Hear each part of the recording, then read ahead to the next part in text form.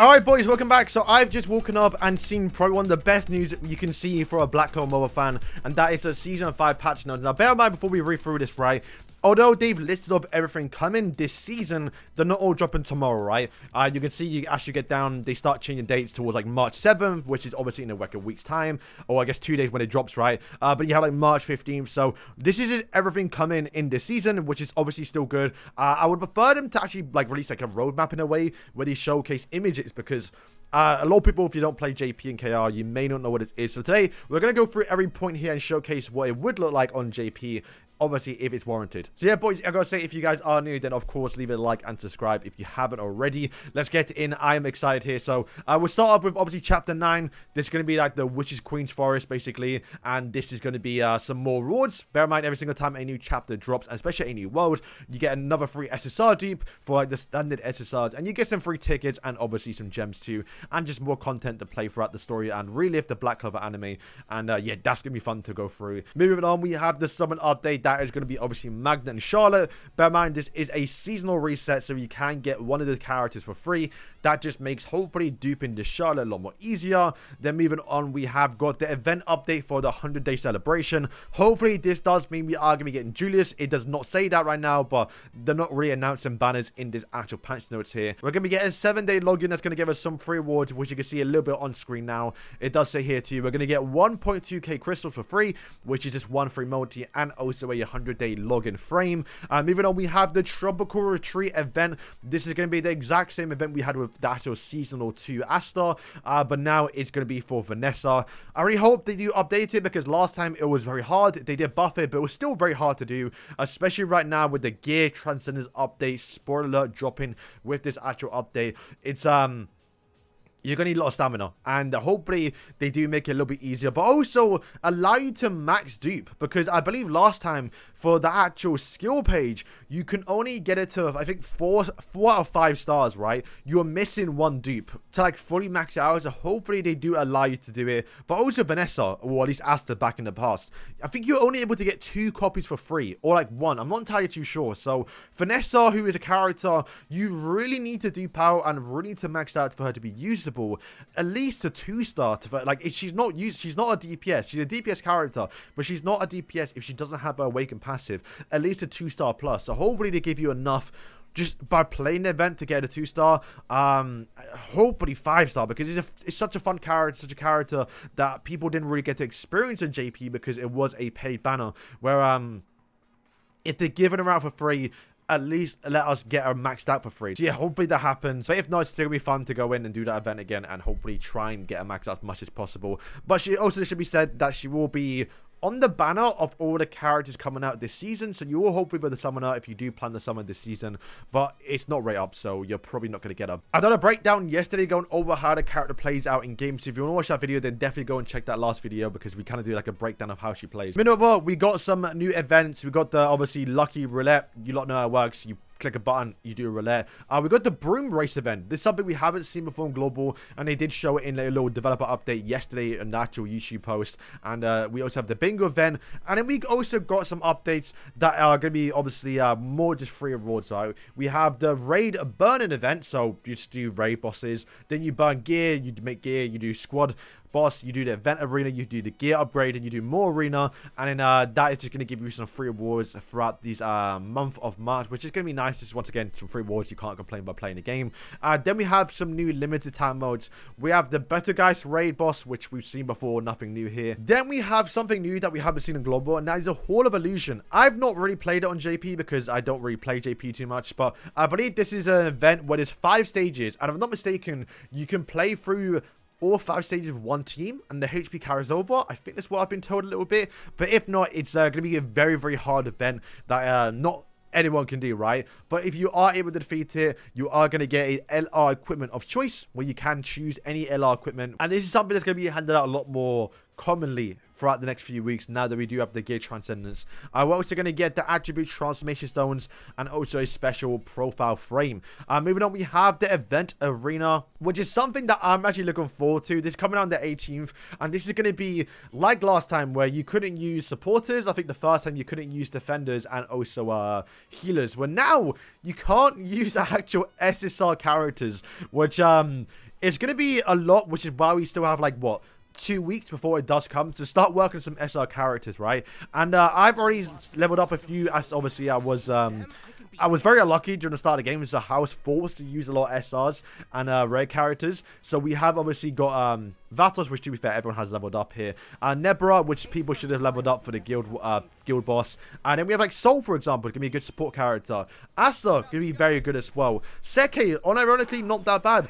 Then we have Vanessa, who's probably gonna be one of the best because he's kind of like Black Asta in terms of supports, where you do get a total defense, you also get the blessing of protection, you do get the actual defense as well, remove continuous damage, endurance. She's gonna be a really good character, so she's probably one you're gonna see a lot as well. Charmy, everyone has Charmy leveled up. People are gonna start to use her again.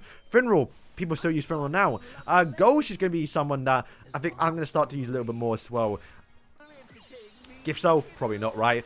You know, I said from the start of the game, he's a good SR. If you don't pull, especially early on when we couldn't get green characters, he was like the only green DPS a free-to-play could actually get. So he might become a bit more usable, especially since the stat level is a lot lower.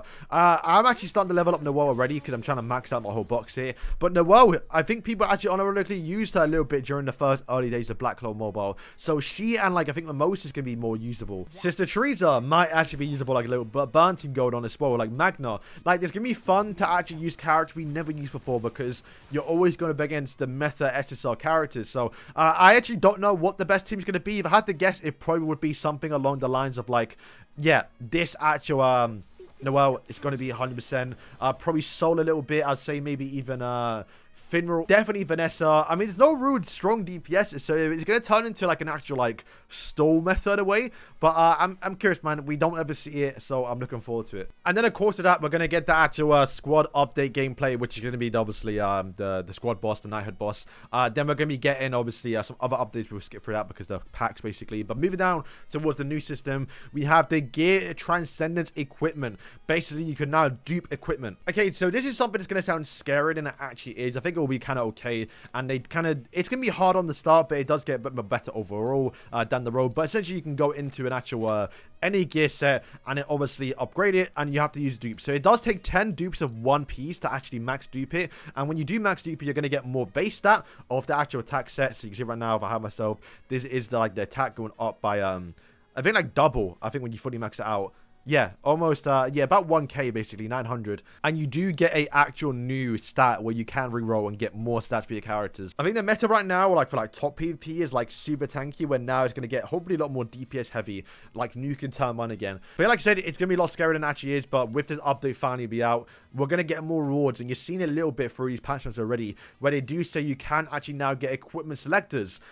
Normally exclusive was like whales that spend thousands on this game. Now free players are going to start to get it, and it's going to be a lot more easier. But yeah, I'm looking forward to it. I don't mind it. I mean, I'm going to need a lot more than one, but generally I haven't gotten this piece in LR for Magic. I think I've only ever gotten one of them in 4.8k runs, and it's only on my Noelle. Every single time I get it is always for an attacker. So now I can finally get LR equipped. It's been 3 months and I haven't gotten this. Like, I'm not farming it consistently, but still, I farmed it 4.8k times and I haven't gotten it. And now we can get it, but I still need to get dupes for it. It's going to be obviously a little bit tricky. We're also going to be getting live real-time PvP friendly matches, not actual something you can queue up and find a random opponent have an actual ranking.